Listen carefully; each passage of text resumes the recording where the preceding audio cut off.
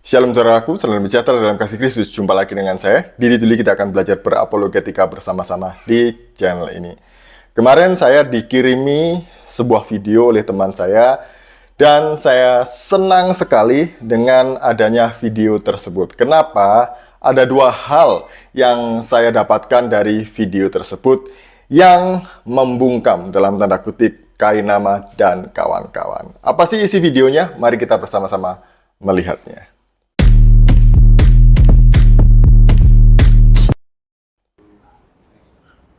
Shalom, salam sejahtera bagi kita semua. Yang saya hormati umat Kristiani sebangsa dan setanah air. Saya mengucapkan selamat memasuki Trihari Suci Paskah bagi seluruh umat Kristiani.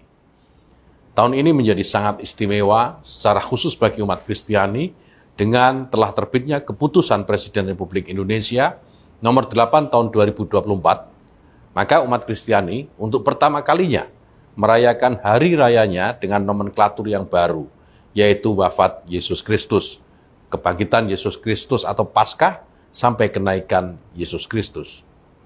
Semoga rangkaian perayaan Trihari Suci Paskah ini akan memberikan harapan dan keselamatan serta kekuatan bagi umat Kristiani.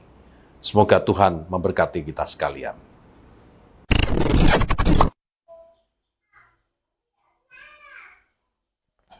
Dari video ini, kita bisa mendapatkan dua hal penting. Yang pertama, pemerintah Indonesia mengakui bahwa Isa Al-Masih itu berbeda dengan Yesus Kristus. Oleh karena itu, pemerintah dalam hal ini melalui Kementerian Agama menerbitkan nomenklatur perubahan nama dari Isa Al-Masih menjadi Yesus Kristus. Karena memang berbeda ya. Isa Al-Masih yang dipercayai oleh umat Islam sebagai nabi itu berbeda dengan Yesus Kristus yang adalah Tuhan dan Juru Selamat dunia yang dipercayai oleh orang Kristen. Yang kedua, pemerintah mengakui bahwa Yesus Kristus itu mati. Jadi ya, mati, disalib, dan bangkit di hari yang ketiga. Oleh karena itu, Menteri Agama tadi menyampaikan selamat merayakan Jumat Agung dan juga Paskah. Itu artinya bahwa mereka juga mengakui bahwa Yesus Kristus mati dan bangkit sebagaimana yang diimani oleh orang Kristen. Jadi, Kainama senggol dong. Kainama ini kasihan ya, gigit jari. Dia mati-matian berusaha mencari bukti-bukti dari internet, Google, entah sumber apapun itu ya, untuk menunjukkan bahwa Isa adalah Yesus, kata Kainama ya, dan juga bahwa Isa ini tidak mati tapi diserupakan katanya. Orang kalau kebanyakan mimpi ya kayak gini nih ya, kok ya masih terus saja dia ini mencampuri urusan Kristen, padahal dia sudah bukan Kristen kan. Nah, Yesus mati itu tidak hanya tercatat di dalam Alkitab, melainkan fakta sejarah. Mari kita melihat faktanya ya. Dalam bukunya Josh McDowell ini, Apologetika Jilid 1, McDowell mengutip dari beberapa buku tulisan orang-orang yang bukan Kristen.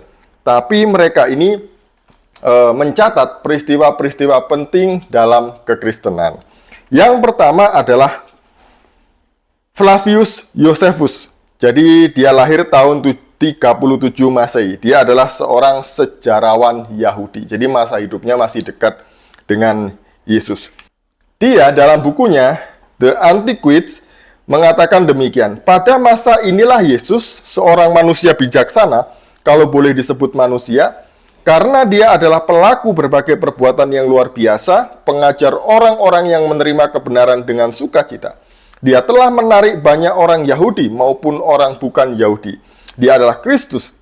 Ketika Pilatus, atas desakan orang-orang penting di antara kita, telah menghukumnya di kayu salib, mereka yang mengasihinya sejak semula tidak melupakan dia.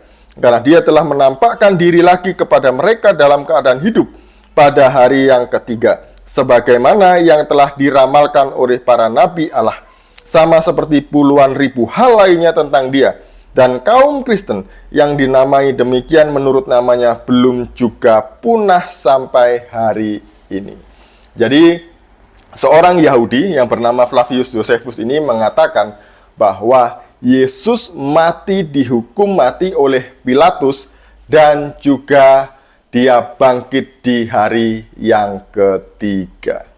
Yang kedua, ada seorang sejarawan dan juga senator Romawi yang bernama Cornelius Tacitus, lahir tahun 52 sampai 54 Masehi, sekitar itu ya, sekitar 52-54 Masehi. Nah, dia ini berkata demikian. Jadi untuk menghentikan desas-desus itu, dia mengalihkan tuduhan dengan memfitnah dan menghukum dengan siksaan paling keji terhadap orang-orang yang disebut Kristen yang dibenci oleh karena kejahatannya. Yang pertama, Tacitus mencatat mengenai peristiwa penting orang-orang Kristen dihukum mati secara keji oleh Kaisar Nero ya, karena dituduh membakar kota Roma. Orang Kristen ditangkap, kemudian dijadikan obor pada malam hari. Dan ini luar biasa yang dialami oleh saudara-saudara kita Kristen di abad mula-mula.